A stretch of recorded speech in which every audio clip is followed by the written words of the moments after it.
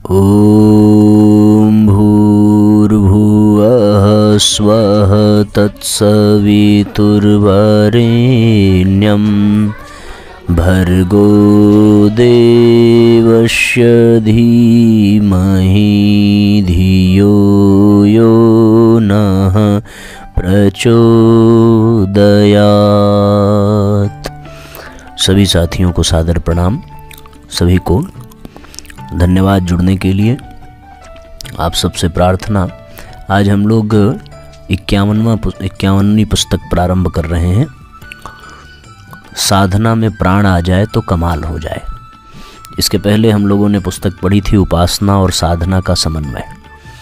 उसी के क्रम में आगे बढ़ते हुए नई पुस्तक, आज 680वां एपिसोड ऑनलाइन दैनिक स्वाध्याय का है।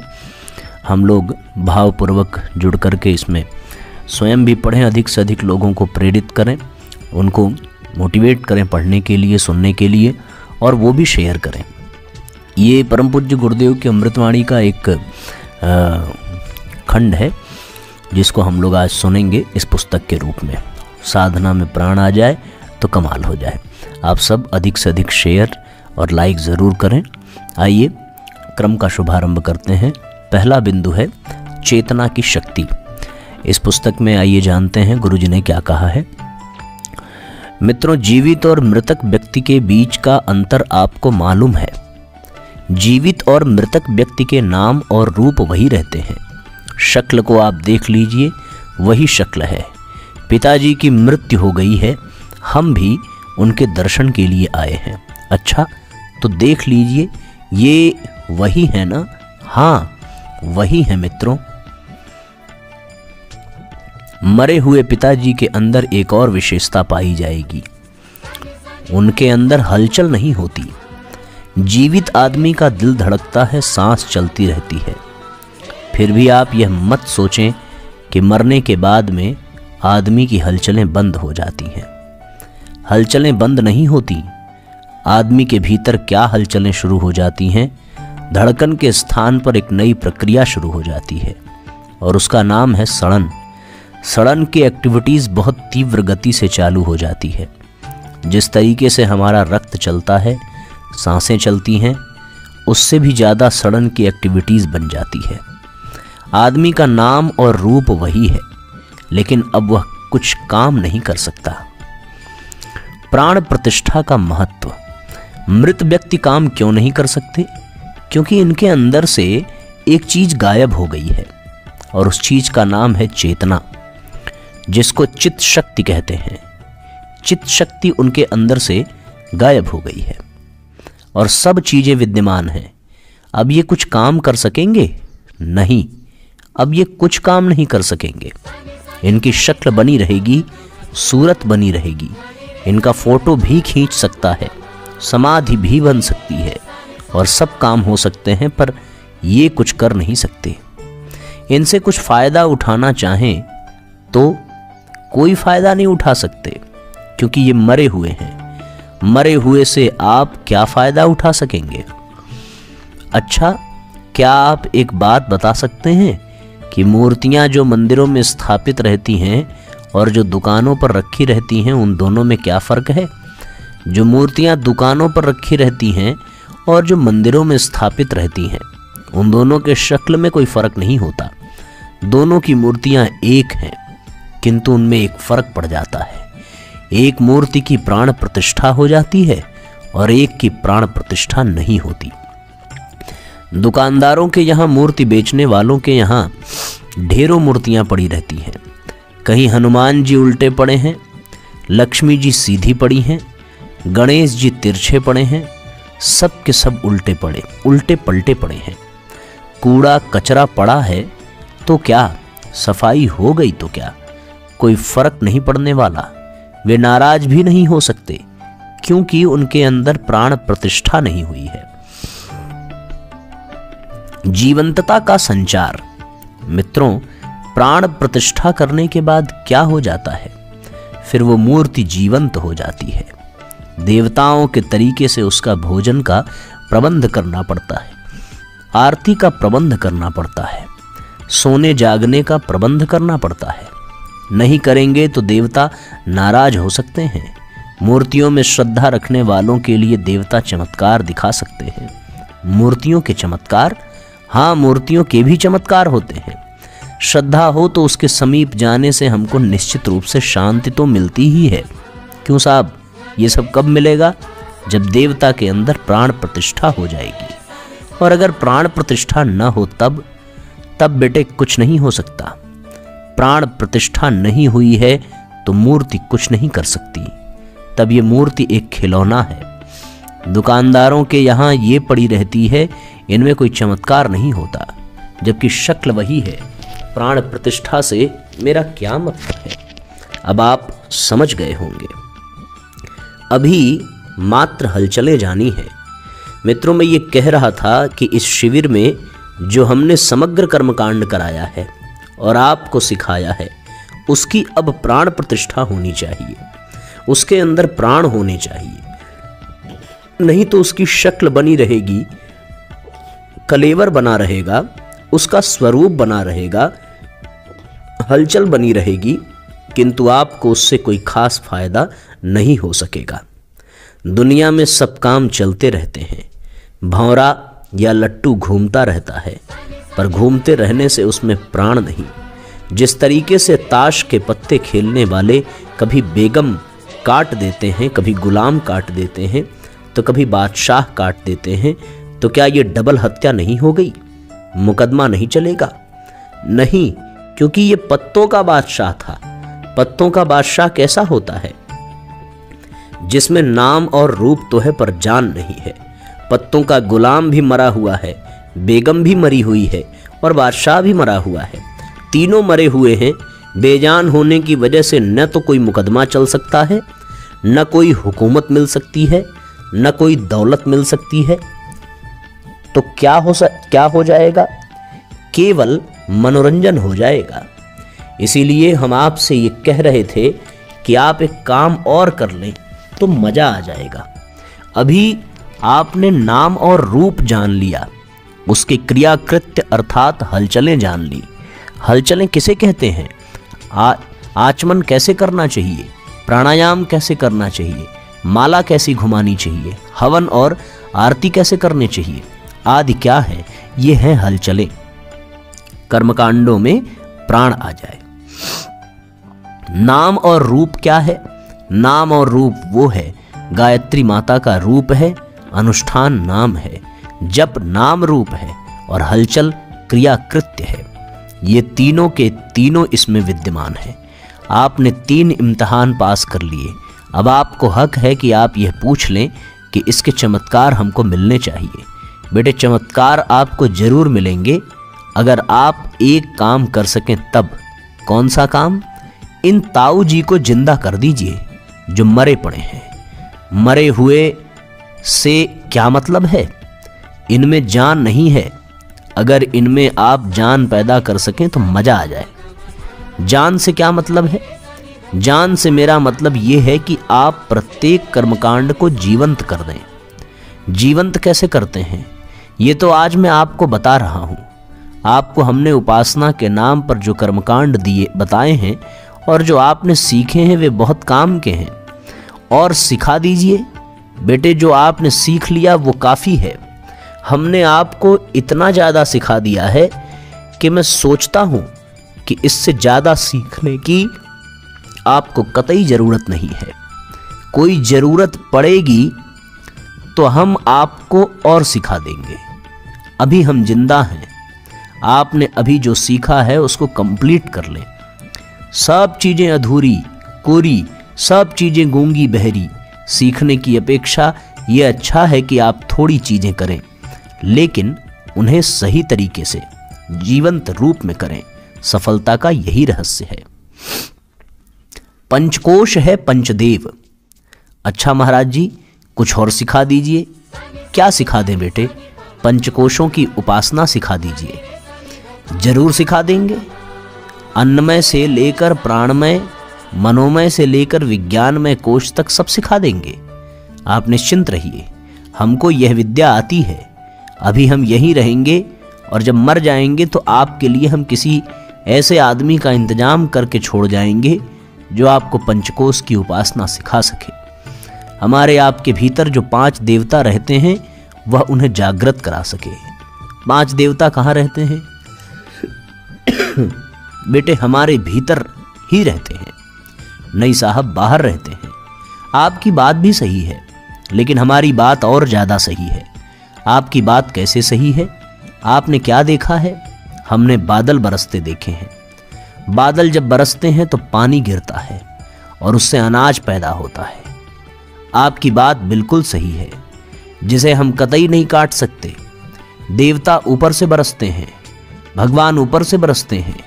सिद्धियां और चमत्कार, अनुग्रह सब ऊपर से बरसते हैं और ये सिद्ध पुरुषों द्वारा, देवताओं द्वारा बरसते हैं। आपकी इस बात से भी मैं सहमत हूं, लेकिन बेटे आप भी मेरी एक बात से सहमत हो जाइए। आपकी कौन सी बात है? हमारी बात यह है कि बादल समुद्र में से पैदा होते हैं।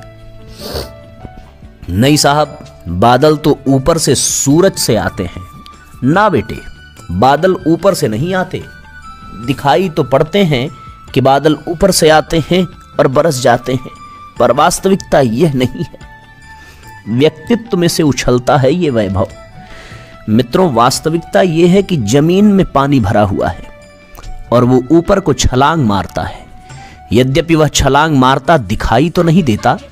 अगर आप समुद्र के नजदीक गए होते तो आपको दिखाई पड़ता कि समुद्र में से किस तरीके से पानी ऊपर की छलांग भर भर कर मारता है। बस बादल बन जाते हैं। आपने तो केवल बादलों को बरसते देखा है, लेकिन समुद्र के पानी को गर्म होकर के उछलते नहीं देखा।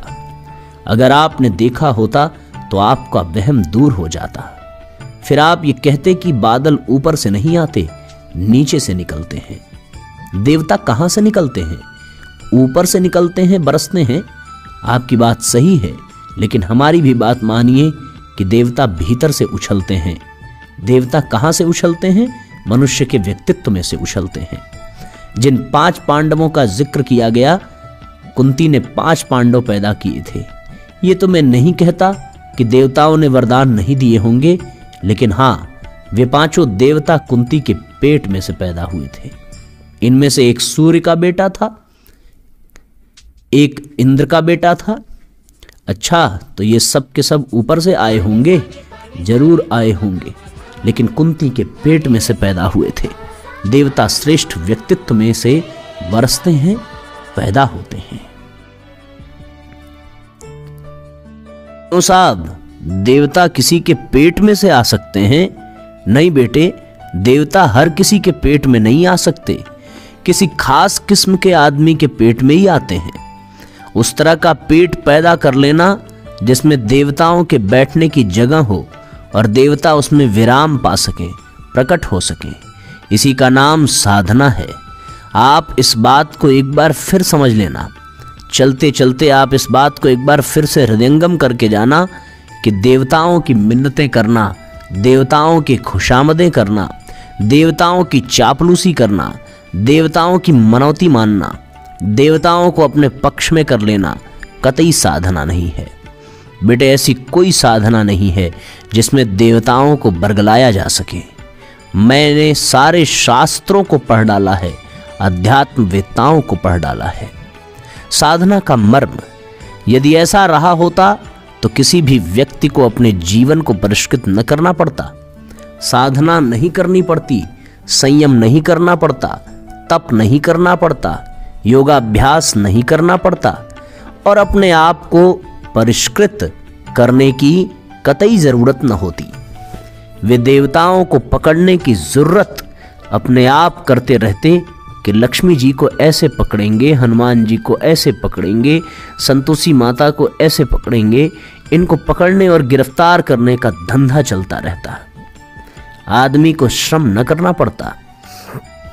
सही बात यह है कि जितने भी ऋषि हुए हैं, जितने भी साधक हुए हैं, जितना भी साधकों का इतिहास है कि जब से जमीन बनी है तब से लेकर आज तक उसमें से एक भी साधक हमको ऐसा दिखाई नहीं पड़ता जिसने अपने आप को परिष्कृत न किया हो, अपने आप को धोया ना हो, अपने आप को संजोया ना हो।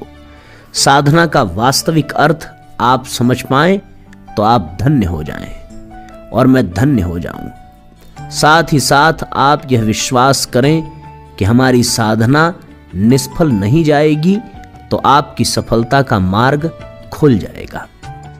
जीवन देवता की साधना क्यों नहीं की? मित्रों, अब तक मैं ये कहता रहा हूं कि आचार्य जी के दरबार में आकर के कोई आदमी खाली हाथ नहीं जाएगा। अहंकार नहीं बेटे, ये वास्तविकता है। हमने किसी भी आदमी को खाली हाथ नहीं जाने दिया। कोई भी आदमी यहां आकर के देख ले कि आचार्य जी के यहां 9 दिन तक रह करके हम खाली हाथ आए, नहीं बेटे, हमारे लिए शर्म की बात है, कलंक की बात है। आप हमारे यहां आए और खाली हाथ चले जाएं, ऐसा नहीं हो सकता। एक बात मैं फिर आपसे कहता हूं कि किसी की भी साधना निष्फल नहीं जाती। शर्त एक ही है कि आपने साधना की हो। साधना आप किसकी करते हैं? कभी पत्थर की करते हैं, कभी खिलौने की करते हैं, कभी मूर्ति की करते हैं, कभी प्रेत की करते हैं, कभी देवी की तो कभी देवता की। असल में आपको जो साधना करनी चाहिए थी उसकी आप करते नहीं। आपके अपने भीतर जो देव रहता है, जिसका नाम है आत्मदेव, जो अंतर ज्योति हमारे भीतर जलती है, उस अंतर ज्योति की साधना करने का आपने प्रयत्न किया तो जितना प्रयत्न आपने अब तक उपासना के लिए किया है, मैं आपको यकीन दिला सकता हूं कि आपकी साधना सफल होती। मैं देवताओं की साक्षी देकर कह सकता हूं और शपथ पूर्वक कह सकता हूं, अगर आपने वो कृत्य किया होता, दिशाओं को मोड़ दिया होता, दिशाओं को अपने अंदर केंद्रीभूत किया होता, तो आपको अध्यात्म के सच्चे लाभ मिलते। अध्यात्म की परिभाषा। मित्रों, अध्यात्म की परिभाषा क्या है?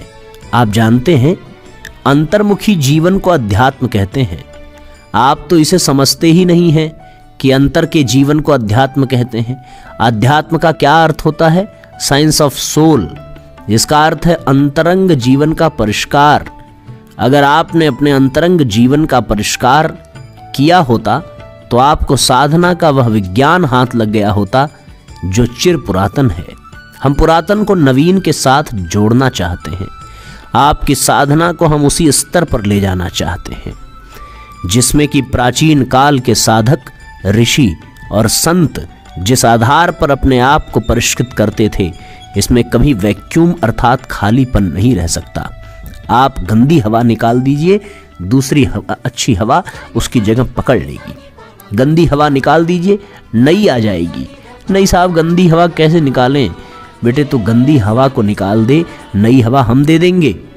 नहीं साहब, हमको नए विचार दे दीजिए, नई भक्ति दे दीजिए, हमको शांति दे दीजिए। आप क्या चाहते हैं बोलिए? अच्छा, एक काम कर दीजिए, एक काम हम कर देंगे। आपके लिए हम भक्ति ला कर देंगे। भक्ति हमारे पास सुरक्षित है। सुरक्षित नहीं होगी तो हम भगवान से प्रार्थना करेंगे कि आपको भक्ति दे, वो जरूर दे देंगे। नहीं होगा तो हम अपने में से काट करके दे देंगे। अपनी पात्रता विकसित कर लें पहले। मित्रों, एक बार फिर समझ लीजिए, आप शक्ति पाने से पहले स्वयं शक्ति हैं। आपके अंदर नई शक्ति जरूर जाएगी। नहीं साहब, नहीं आएगी। नहीं आएगी तो हम आपको यकीन दिलाते हैं कि हमारे गुरु ने हमें शक्ति दे दी है और हम आपको दे देंगे। महाराज जी, शांति लाइए। हाँ बेटे, शांति से कहेंगे कि हे देवी, ये आपको बुलाते हैं तो शांति चली आएगी। क्यों भाई, किस काम के लिए बुलाते हैं? या ऐसी ही मेहरबानी चाहते हैं तो शांति आपको मिल जाएगी। क्यों साहब, नहीं आई तब?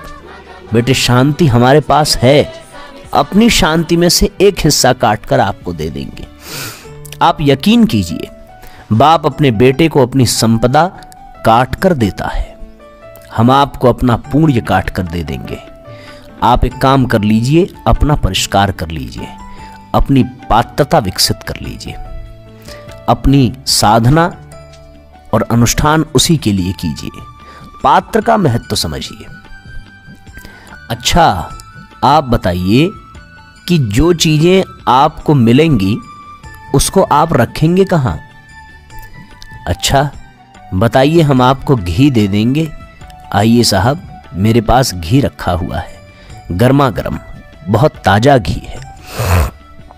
1 किलो घी मिलेगा, आप भी ले जाइए। हाँ साहब लाइए। हाँ बेटे ले जाओ, लेकिन आप लेंगे किस में? पात्र कहाँ है? हाथ में लेंगे। ठीक है, हाथ में ले लीजिए।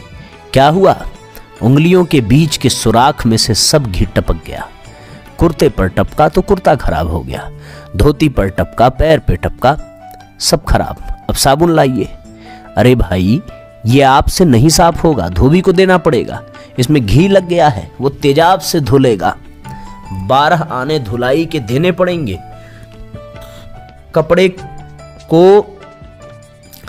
की लाइफ भी तेजाब के कारण कम हो जाएगी। साहब बहुत नुकसान हो गया।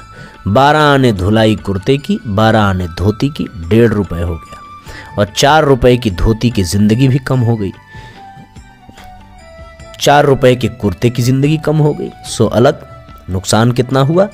8 रुपए और 1.5 रुपए, कुल 9.5 रुपए हो गए। हमारा घी भी गया, आपका नुकसान भी हो गया, सो अलग। और आपको शिकायतें पैदा हो गई, सो अलग। आपने हमें गालियां दी, सो अलग। क्या गालियां दी? आपको समझ नहीं आती थी? फिर आपने हाथ में घी क्यों दे दिया? आप तो बड़े बूढ़े हैं, बुजुर्ग हैं, आपकी अक्ल कहाँ चली गई थी? आपने क्यों दिया? हमको गालियां पड़ी और आपका घी चला गया। क्यों रे अभागे? घी लेने ऐसे ही चला गया था? हाँ साहब, ऐसे ही चला गया था। नहीं बेटे, ऐसे मत जाना घी लेने के लिए। अगर आपको लेना हो तो एक चीज का इंतजाम करके जाना, उसका नाम है पात्र। बर्तन लेकर के जाना। बर्तन नहीं हो तो मत जाना। क्यों साहब, गाय का दूध देंगे? हाँ देंगे। कितना दूध देती है? 6 किलो दूध देती है। सुबह 6 किलो और शाम को 6 किलो। तो लाइए, सब दूध दे दीजिए। लीजिए साहब, दूध तैयार है। घर घर घर दूध दूह लिया। क्या हो गया? अरे सारा दूध जमीन पर चला गया। आपके हाथ पर, हमारे हाथ पर नहीं पड़ा। क्यों? पात्र था आपके पास? नहीं साहब, पात्र नहीं था। तब फिर आप किस में दूध लेंगे? गाय का कसूर है?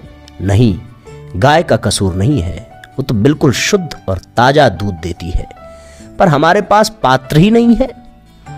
बेटे, बिना पात्रता के कुछ भी नहीं मिलता, और यदि मिल भी जाए तो टिकता नहीं है। शिष्य है कहां अब? मित्रों, देवताओं की कृपा हम आपको दिलाएंगे, पर आप उसे रखेंगे कहां?